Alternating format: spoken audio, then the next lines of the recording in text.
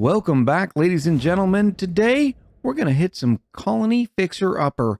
That's right, I'm actually sitting at a backlog of 5 colonies, so I'm hoping to spend 4 or 5 minutes with each colony and see what kind of things we can discover while also helping some members of the community. Now, our first colony comes from Jose, all the way from Costa Rica, and you'll see that he does this little tricksy thing right here.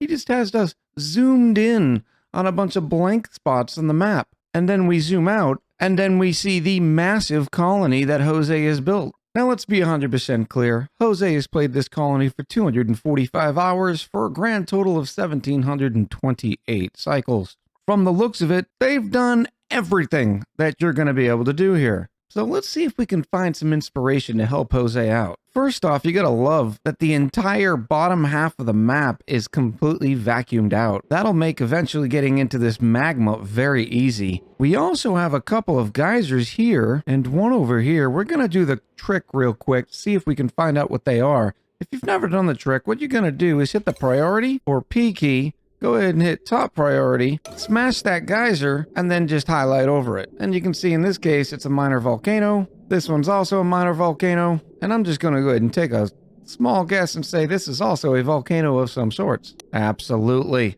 Then we can change our priorities back to 5 and shut all these annoying sirens off. And now we're back to normal. So that's the trick if you don't want to dig out your volcanoes. I love this natural liquid lock that Jose built into the environment. Some of the other awesome features of this base, they went through the painstaking process of naturally planting waterweed. Now, why would you want to naturally plant waterweed? Well, that way you don't have to pay the bleach stone or the saltwater cost. It just grows. Jose has a backlog of 14 million calories to include 7.5 million calories of Frostburger. And we're definitely going to have to check out the other asteroids. We have some niobium coming in, some gold coming in, some iron coming in, all through the supply teleporter. This is going to be interesting. We have a beautiful space program here, complete with liquid hydrogen and liquid oxygen, with a couple of very interesting rocket interiors. The one I like the most is probably this use of the ladder beds. I was very excited when Clay introduced the ladder beds, even though I myself haven't found a lot of good setups that work for them, but this one works great.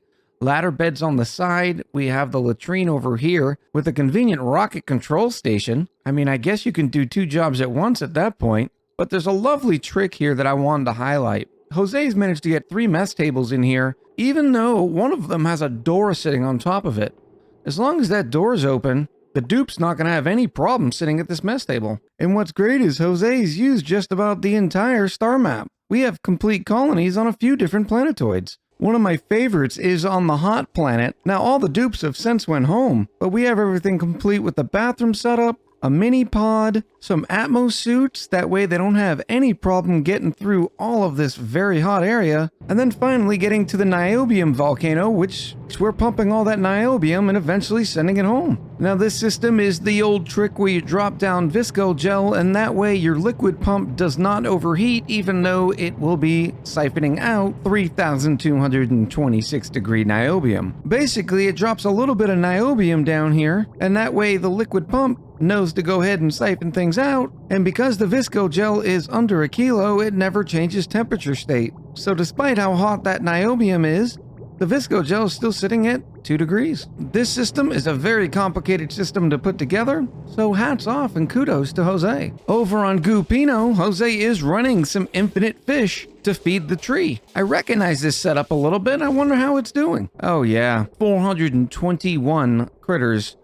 right here in this pool. And that's probably the reason why there's so much cooked fish sitting right here in this pile, that this tree just never stops eating. But what's even better is instead of sending the resin home, Jose just takes care of it right here, and there's all your beautiful ISO resin just being stored up. Eventually this auto sweeper turns on, and then this ISO resin takes a ride onto these conveyor rails, where it all eventually ends up right here and gets launched back home. Back to the home colony, Jose apparently really loves his Draco ranching. We have 4 ranches worth of Dracos. All end up in here to be sheared, and all the Dracos combined with some pips, some stone hatches, and some sweetles, and more shovels you can shake a stick at, turned into barbecue here in the electric grill, and then finally made into surf and turf and Frostburger. and a beautiful setup for a kitchen. So Jose said he's looking for inspiration.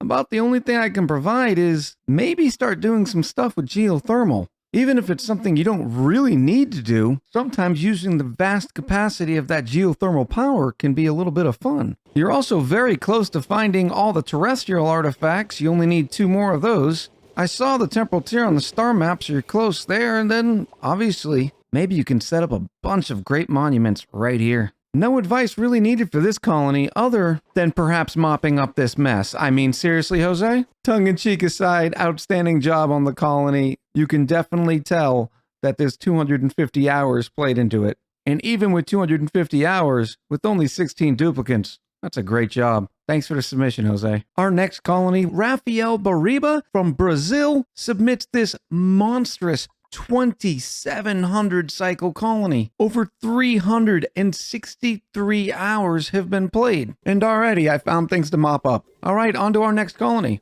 The first thing I wanted to show off in this colony was a beautiful seed where they had 2 volcanoes next to each other. The amount of power you can get out of 2 minor volcanoes is absolutely huge. In this case, we have both of those volcanoes being dropped into this one magma dropper where the igneous rock sits and is siphoning all of that heat into 7 steam turbines. And those 7 steam turbines are also cooling down 8 thermo-aqua-tuners. Why 8 thermo-aqua-tuners? Well, in Raphael's defense, only 6 of them are actively being piped through and only 3 of them are on by automation. And that's to keep all this petroleum cool, and that petroleum is the cooling loop for another 13 steam turbines. Why 13 steam turbines, you ask? Well, these steam turbines are connected in one of the most unique setups I've ever seen. This whole area is vacuumed out, and there's a direct connection to all the igneous rock down where the magma biome was. So whenever they need more heat,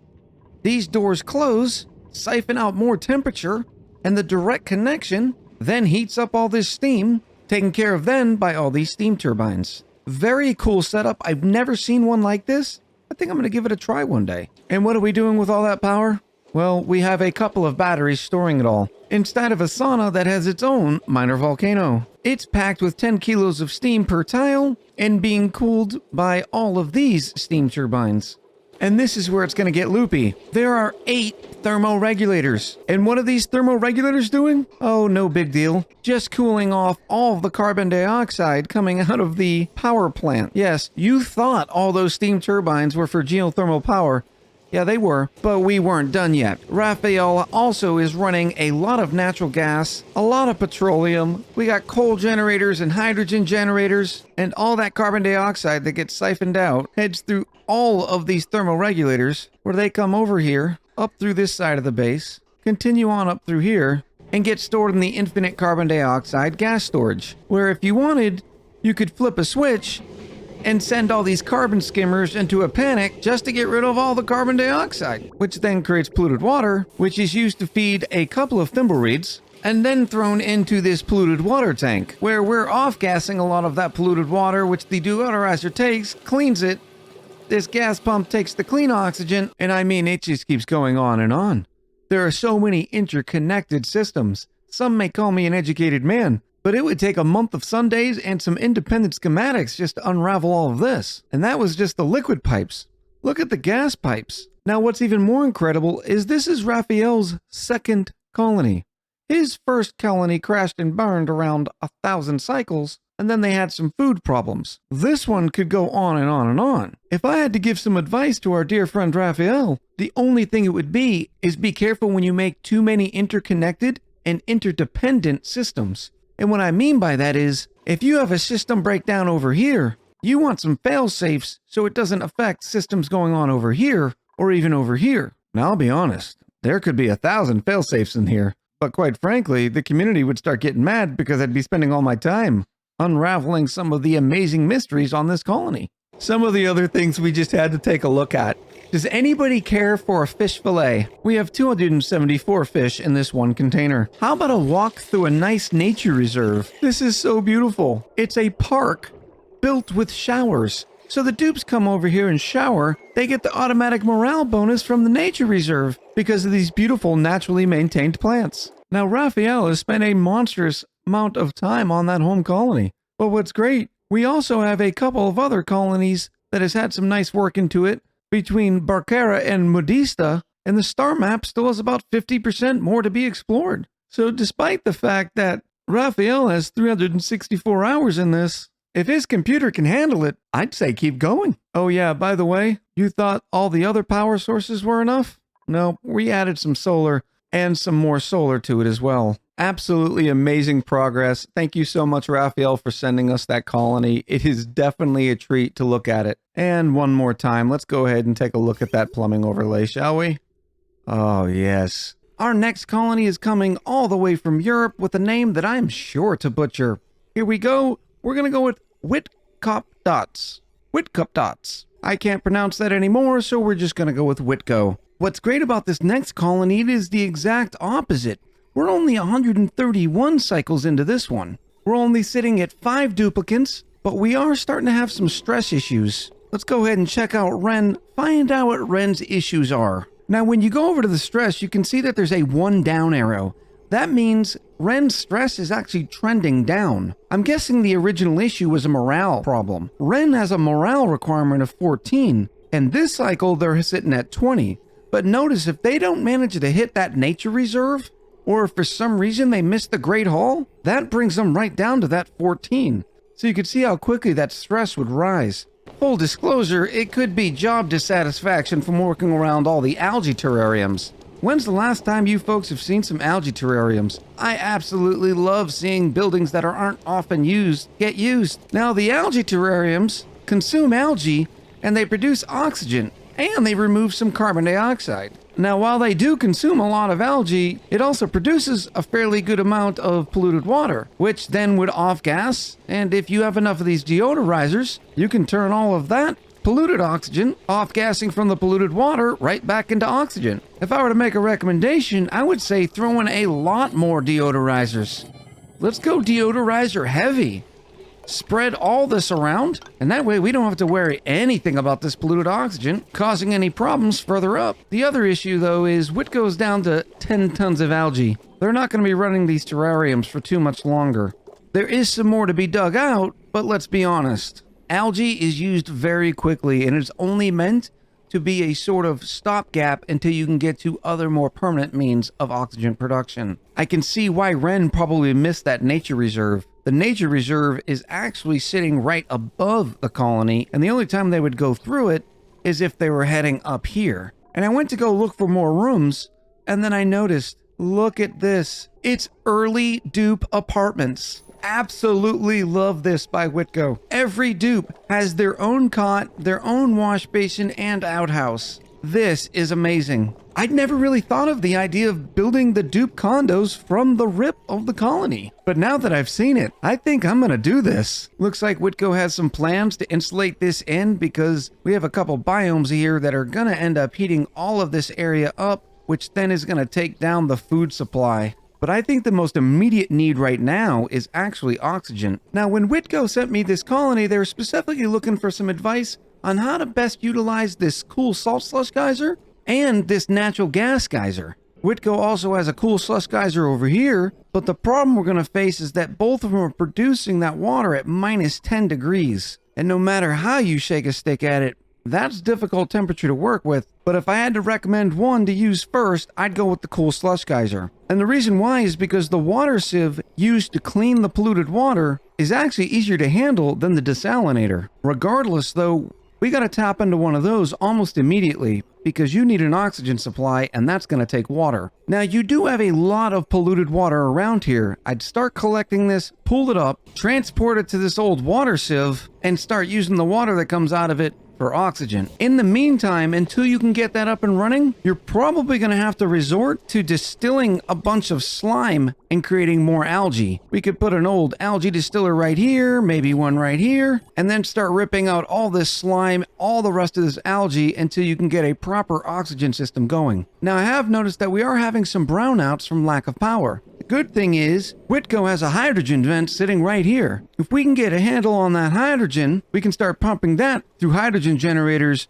to create power. And that is desperately needed because this circuit is way overloaded and only being powered by one manual generator. The first things first is maybe separate a couple manual generator zones and then split these circuits. Additionally, you'd have to put another battery over here, but that's a far cry. And that way, when one area runs out of power, the second area will not. And that's a good stopgap measure to do until you can finally get power transformers and the like up and running. Nothing's to say that you can't just have two different power grids. But you'll notice Nicole has been running for quite some time and there's still no power available. Because right now this circuit is trying to use more than 400 watts that's being provided. So, once again, we're just going to have to add more wheels. And before we leave Witco's colony, I wanted to touch on one thing they said in their email. Something that really strikes home with me and the message that we're trying to get across with our community. And it was towards one of the last lines where they said, and I quote, "Sorry if it is slightly embarrassing, but I'm not such a pro yet." Witco, we've all been there. There is absolutely nothing, not one thing embarrassing about this colony. In fact, I have thousands upon thousands of hours in this game, and I've never even thought of doing this setup. So hats off to you for this brilliant idea and for having the courage to submit the colony in the first place. And how much do you want to bet the community is going to show you a ton of love in the comments below? And finally, check out this awesome fan art that Witco sent. Appreciate it again, Witcop Dots. Good luck with the colony, and I can't wait to see how it grows in the future. Our next colony comes a little further east from Sushri, who hails from India. I really hope I'm pronouncing that one correct too. And they state, this colony looks like a disaster, so I hope it'll be a bunch of good content. Let's dig in and find out. Now, the first thing to know is that Sushri's playing on the base game. So this is one of those original large planetoids. And you can tell, look at the amount of area here. And built smack dab in the middle is the base. And at this point, everybody knows I'm a sucker for a colony that has its base right and smack dab in the middle of all these beautiful biomes where there's twists and turns everywhere you look. One of these days, I have to figure out how to make a playthrough where I try to leave most of the biomes undisturbed. I absolutely love the look when they come out like this. And let's not kid ourselves. This colony's already 1,260 cycles old and has been played for 325 hours. It has survived an awfully long time without just absolutely bulldozing all of these biomes, which I myself have the habit of doing. Some of the cool touches on this colony, we have the soda fountain inside the Great Hall, but what's even better is they have a hand sanitizer station before you can get into the Great Hall. Such a great idea to make sure none of the germs are being spread around when they go to eat their food. I need to get better at using soda fountains. Once you get them set up, they're beautiful. They give you a +4 to morale and +1 to science. Yeah, they cost a little bit of water and some carbon dioxide, but you've seen that in most of my playthroughs, I end up wasting all that carbon dioxide anyways. Why not throw it into a canister filler for use in the soda fountain? One of the things I miss about the base game are these beautiful gravitas buildings. I know a lot of people used to install the mod where they could gut and destroy everything. I used to keep them in there. I think they're a perfect addition to the colony. You can really start building your base around the gravitas buildings, and I think it just adds a lot of awesome flavor to the colony. One thing I did not miss about the base game, remember when we had to deal with all of the meteor strikes? But boy, did it give you a bunch of great regolith. Here's another thing I gotta get better at, and that's using the power control station. I never really used a lot of the power control stations because of the requirement to use a refined metal. But when you have something like a gold volcano, who cares? NG's tune-up is going to give you a significant power increase. 50%, for instance, on this hydrogen generator. That's huge. So yeah, I'm here to say that I'm going to start using power control stations as soon as I find a renewable source of refined metals. We did have some tragedy in this colony, though. You'd think that this gravestone was for Turner, who died of suffocation. Unfortunately, no. Turner has not yet had his grave dug. We have a saltwater geyser providing a bunch of 95C salt water, and it's being desalinated right here. And desalinators have an annoying habit of overheating, but not to worry, it's sitting in a pool of its own salt water. Huge recommendation out to Sushri, by the way. This beautiful colony is there first. This saltwater tank desperately needs to be insulated in, because if you don't insulate it in, all of that hot 95-degree salt water coming out of that tank is going to eventually heat up the entire surrounding areas. And you can see that it's done a fair good job of doing it already. Down here towards the entrance of our base, it's already 75 degrees. And in the base itself, we have some parts that are at 50, other parts at 40. And luckily though, the core is still setting at 24 degrees. And you did a great job of insulating this corner here, but all that heat can still traverse right through this area and then right down into your base through here. Looks like Sushri's already found a great source of diamond. You gotta love in a new colony, when you find that motherlode of diamond, comes in handy for so many cycles. Now Sushri has this satellite here identified as their next destination, which means they've already made it to the third ring 30,000 kilometers away. For those of you who started playing the game in the DLC, this is how the star map looked previously. What was difficult was getting a better and better rocket that could go further and further, because at the top of the star map is where you actually found the temporal tear. One of the fun things though, it was always fun to see the shattered planet, because for those of you who do not know, spoiler alert,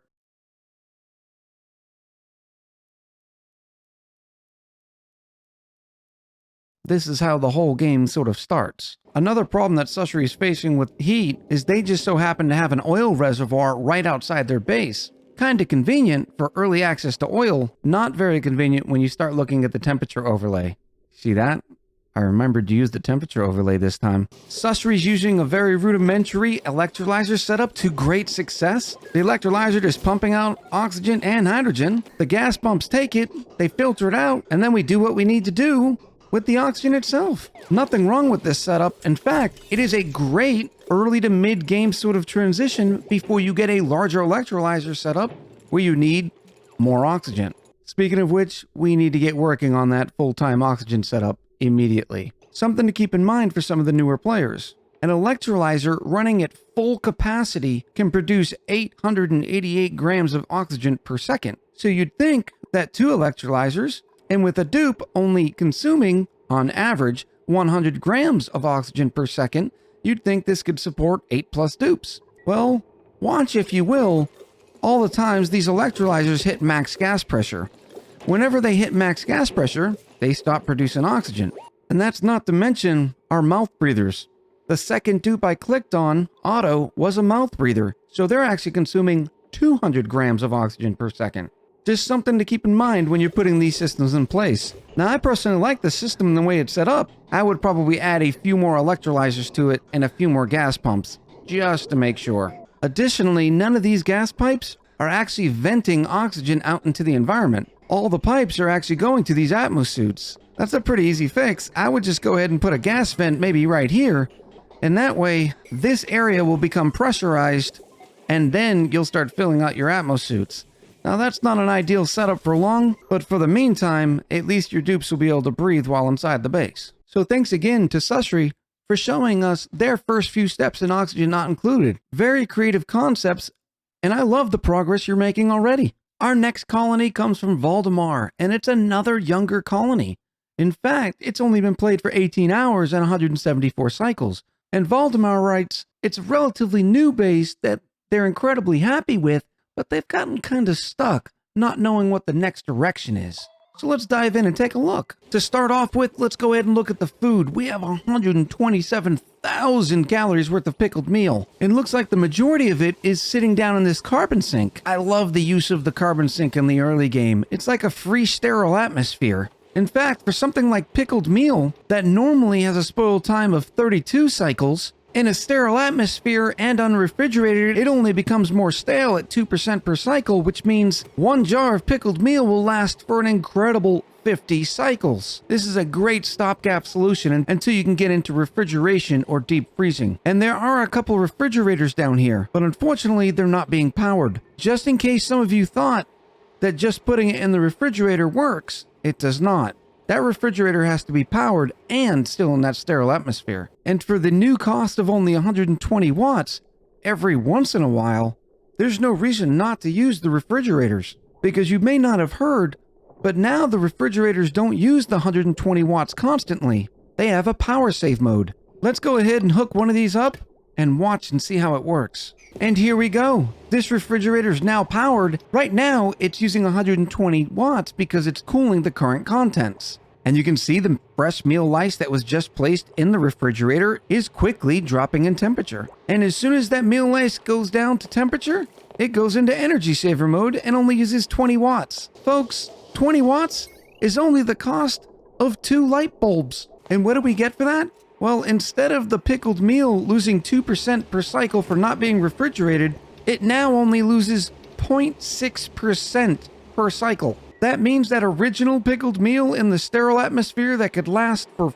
50 cycles? Yeah, that same pickled meal could now last 166 cycles. And then we have what looks like a petroleum boiler that was turned off. I'm not 100% sure why it was turned off yet. Here's the oil flow. It looks like it's working perfectly. And oh, by the way, it's being powered by an iron volcano, which is absolutely incredible. A lot of people are under the misconception that in order to run a system like this, well, you just have to use a regular volcano. Now, it won't be as full-fledged as, say, the volcano version, but it will still do its job and do its job right. Here we have the crude oil coming in, door shuts, turning all that crude oil right into petroleum. Meanwhile, taking the temperature right out of this iron that is accessible from the outside of the petroleum boiler, so eventually we can actually use this iron. I definitely needed to add a recommendation here though, because right now all the petroleum is being stored in here, which kind of works because you may notice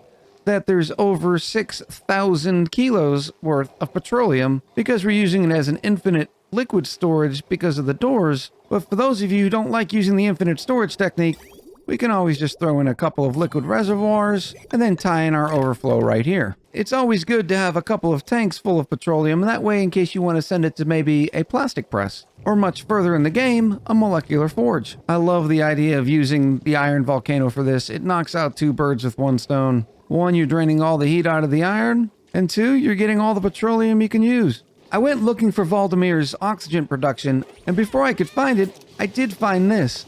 We have some Atmos suits, and nothing fancy. We just have a gas pump loading them up directly. We have a gas pipe element sensor making sure it's nothing but oxygen, and if it's not, it just vents it right back out in the atmosphere. So only oxygen is getting sent right into the Atmos suits.